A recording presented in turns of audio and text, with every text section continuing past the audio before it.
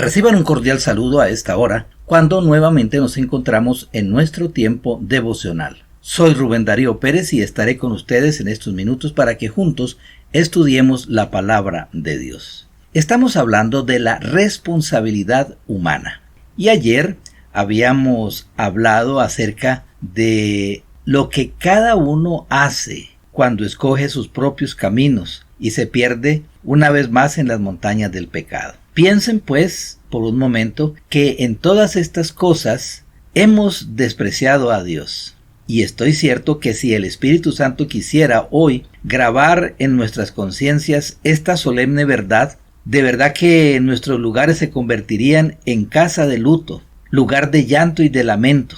Haber despreciado a Dios, haber pisoteado al Hijo del Hombre, haber pasado de largo por su cruz, haber rechazado los arrullos de su amor y los avisos de su gracia. ¡Cuán solemne es todo esto! ¿Ha pensado usted alguna vez en esto? Ha creído despreciar a un hombre, pero es a Cristo a quien ha despreciado, porque Él es quien les ha hablado. Dios me es testigo de que Cristo ha llorado a menudo por mis torpes palabras y otras con planideros acentos he procurado llevarlos a la cruz del Redentor. Sé que no lo hice por mí mismo, sino que Jesús habló por mis labios, y por cuanto escucharon y lloraron, aunque luego se marcharan, y el olvido se lo llevara todo, recuerden que fue Cristo quien nos habló. Él fue quien les dijo: mirad a mí y sed salvo todos los términos de la tierra. Venid a mí todos los que estáis trabajados y cargados. Él fue quien les amonestó diciéndoles que si despreciábamos esta salvación tan grande, perecerían. Y al haber desoído el aviso y rechazado la invitación,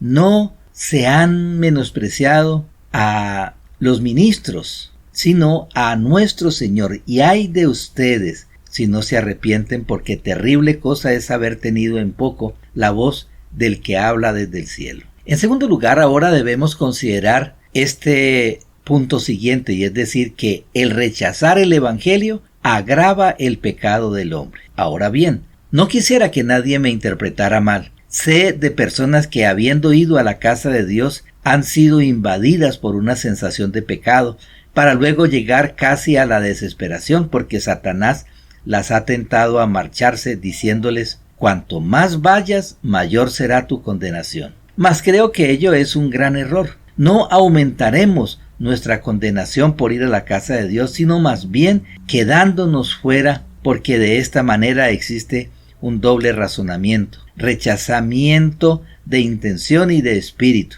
Si ustedes desdeñaren el yacer en el estanque de Betesda, su situación es aún peor que la de aquel enfermo que no podía descender a las aguas. Si no quieren estar allá y por lo tanto desprecian el oír la palabra de Dios, atraerán terrible condenación. Porque si acuden a la casa de Dios buscando sinceramente bendición, aunque no encuentren consuelo, aunque no encuentren gracia, si van allí devotamente en pos de ella, su condenación no será mayor por esto. Su pecado no será agravado simplemente por oír el Evangelio, sino por rechazarlo de modo consciente e impío una vez que lo haya escuchado. El hombre que oye la voz del Evangelio y vuelve la espalda con una sonrisa, el tal aumenta su culpa en la más horrible medida. Y ahora repararemos en por qué aumenta su pecado en doble medida. En primer lugar, porque agrega a los que ya tiene uno nuevo que antes no tenía, y además porque agrava todos los otros. Tráigame un hotentote o un habitante de una tribu lejana, un indómito salvaje que nunca haya escuchado la palabra. Ese hombre podrá tener en su haber todos los pecados y delitos que existen, pero aún le faltará uno. Y estoy seguro que no tiene el de rechazar el Evangelio porque no le ha sido predicado. Pero ustedes, cuando lo escuchan, tienen la oportunidad de cometer una nueva transgresión, y si así lo hacen, añaden una nueva iniquidad a todas las que ya pesan sobre sus propias cabezas. Frecuentemente algunos que se han apartado de la verdad me han censurado porque predico la doctrina de que los hombres pecan al rechazar el Evangelio de Cristo.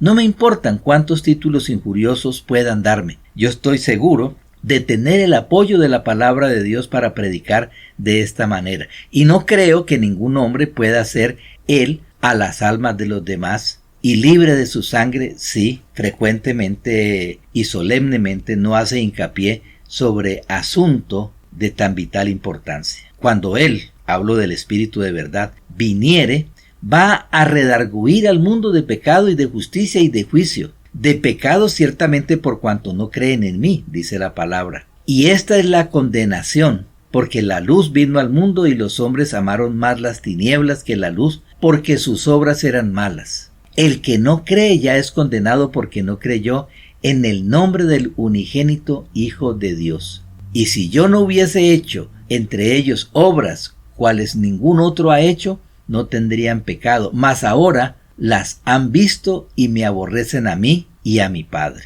Ay de ti, Corazín, ay de ti, Betsaida, que si en Tiro y en Sidón hubieran sido hechas las maravillas que se han hecho en ustedes, ya días ha que sentados en cilicio y ceniza se habrían arrepentido. Por tanto, Tiro y Sidón tendrán más remisión que vosotras en el juicio. Si no hubiera venido ni les hubiera hablado, no tendrían pecado, mas ahora no tienen excusa de su pecado. Por lo tanto, es menester que con más diligencia atendamos a las cosas que hemos oído, porque acaso no nos escurramos.